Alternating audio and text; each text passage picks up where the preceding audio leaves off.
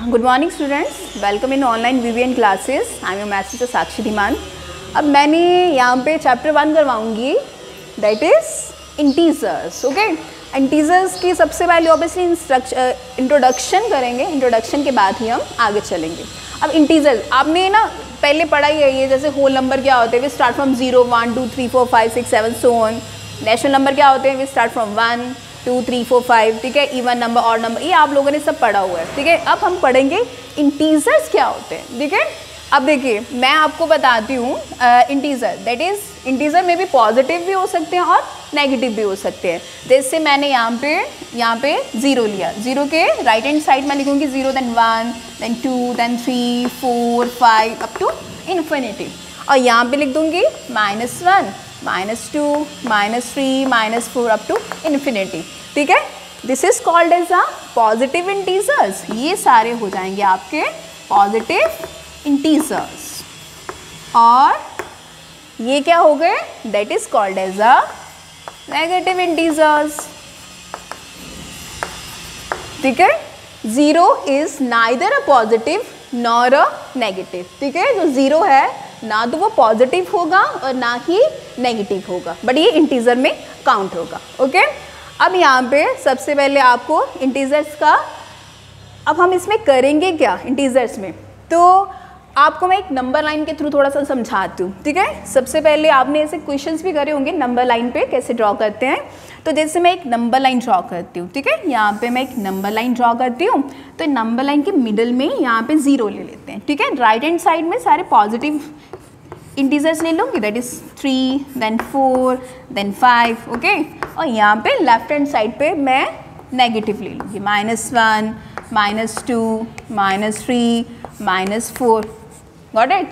अगर हमें ये कहा जाता है कि आप यहाँ पे नंबर लाइन पे -2 को ड्रॉ कीजिए, ठीक है। अब -2 कहाँ है, ये रहा -2, ड्रॉ कर दिया, ओके। अगर मुझे ये कहा जाता चलिए -6 को करिए, तो मैं क्या करती, मैं इसको और लाइन को एक्सटेंड कर देती, मैं यहाँ पे लिख देती -5 -6, उसको सर्कल कर लेती, ठीक है। अगर वैसे ही कहा जाता है कि 2 को ड्रॉ करिए नंबर लाइन पे, तो ये रहा 2, ठीक है। ऐसे करते हैं हम नंबर लाइन को, ठीक है। तो ये नंबर लाइन पे ऐसे हम ड्रॉ करते हैं। समटाइम्स ऐसे होता है फ्रैक्शन के नंबर आ जाते हैं, जैसे सपोज दैट मेरा आ गया यहाँ पे 2/5, 2/5 है, इसको करते हैं 2 then 5, ठीक है। तो यहाँ पे सबसे पहले क्या करते हैं 0 दैट इज 0 दैट 4 20 0.4 मतलब ये किस में लाई करेगा, 0 और 1 में लाई करेगा, 0 और सॉरी यहाँ पे 0 और 1 में लाएगा, समथिंग कहीं पे भी हो सकता है ये, ठीक है। तो इसको क्या कहेंगे, ये हमें डिवाइड करके पता चल जाएगा कि हमें इसको नंबर लाइन पे कैसे ड्रॉ करना है, ओके ठीक। अब हम क्या करेंगे, यहाँ पे इनकी भी कुछ बेसिक प्रॉपर्टीज़ हैं। सबसे पहले आपको याद रखिए, प्लस माइनस क्या होता है, आपका माइनस होता है, प्लस प्लस प्लस होता है, माइनस माइनस प्लस होता है, ठीक है। और आपका यहाँ पे माइनस प्लस क्या होता है, माइनस। ये कुछ बेसिक रूल हैं, that is some basic rules जो आपको याद रखने हैं, ठीक है। अब है यहाँ पे हमारा कुछ प्रॉपर्टीज़ के बारे में बात करते हैं हम यहाँ पे इसकी। जैसे कि हमारे पास एक प्रॉपर्टी है that is called as a cumulative property, ठीक है। Cumulative property. अब कम्युलेटिव प्रॉपर्टी क्या होती है, कम्युलेटिव प्रॉपर्टी का मतलब क्या है कि हम अगर a + b किसके इक्वल होता है, b + a, ये मैं इसको एडिशन में करवा रही हूँ एक बार, ठीक है। कम्युलेटिव प्रॉपर्टी इन एडिशन, तो a + b किसके इक्वल होगा, b + a। एग्जाम्पल ले लेते हैं, अगर a मैंने 2 ले लिया, b मैंने 3 ले लिया, तो ये 2 + 3 = 3 + 2, दोनों का आंसर कितना आया, दैट इज़ 5, ठीक है। बट ये कम्युलेटिव प्रॉपर्टी ये सिर्फ एडिशन पे भी एप्लीकेबल होती है, मल्टीप्लिकेशन पे भी होती है, बट ये जो प्रॉपर्टी है ये आपकी सब्ट्रैक्शन पे एप्लीकेबल नहीं होती है, ठीक है। करके देखते हैं, यहाँ पे कितना, a कितना है 2, b कितना आपका, अगर मैं सपोज दैट यहाँ पे ले लेती हूँ a - b और यहाँ ले लेती हूँ b - a, ठीक है। a कितना मेरा, दैट इज़ 2, b कितना है -3, b कितना है 3, a कितना है 2, ये कितना हुआ 2 माइनस 3 दैट इज -1 और 3 minus 2 that is 1 which is not equal. ठीक है, ये सब्ट्रैक्शन में एप्लीकेबल नहीं रहेगी। अब नेक्स्ट है इसकी प्रॉपर्टी करते हैं मल्टीप्लिकेशन में। मल्टीप्लिकेशन में करते हैं जैसे a into b is equals to b into a कितना ले रखा मैंने 2 that is 2 into 3 is equals to 3 into 2 into 3 that is 6 3 into 2 that is 6। ठीक है, ये आपकी किस में होगी मल्टीप्लिकेशन में भी होगी। नेक्स्ट प्रॉपर्टी देखते हैं एसोसिएटिव प्रॉपर्टी। ठीक है, अब एसोसिएटिव प्रॉपर्टी क्या होती है हमारी कि एसोसिएटिव प्रॉपर्टी इसको भी एडिशन और सब्ट्रैक्शन में करेंगे। एसोसिएटिव प्रॉपर्टी है कि जैसे हमारे पास a plus b plus c है, उसको ऐसे भी तो लिख सकते हैं a plus b plus c। ठीक है, अब यहाँ पे मैंने a मान लेते हैं 1 ले लेते हैं, b इसको 2 ले लेते हैं और c कितना हुआ हमारा 3, इसमें वैल्यू पुट कर लीजिए।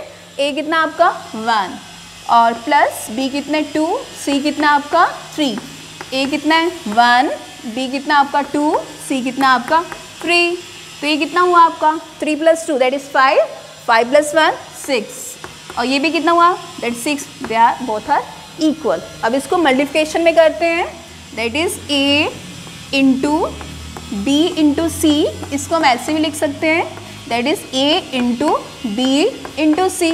ठीक है, एग्जाम्पल के थ्रू समझाती हूँ।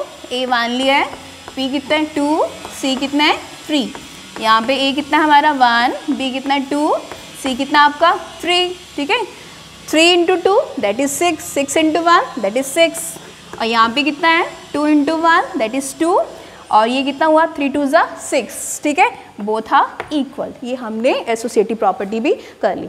ठीक है, अब हम यहाँ पे करेंगे डिस्ट्रीब्यूटिव प्रॉपर्टी। एक और है आपकी दैट इज डिस्ट्रीब्यूटिव प्रॉपर्टी। अब डिस्ट्रीब्यूटिव प्रॉपर्टी क्या होती है?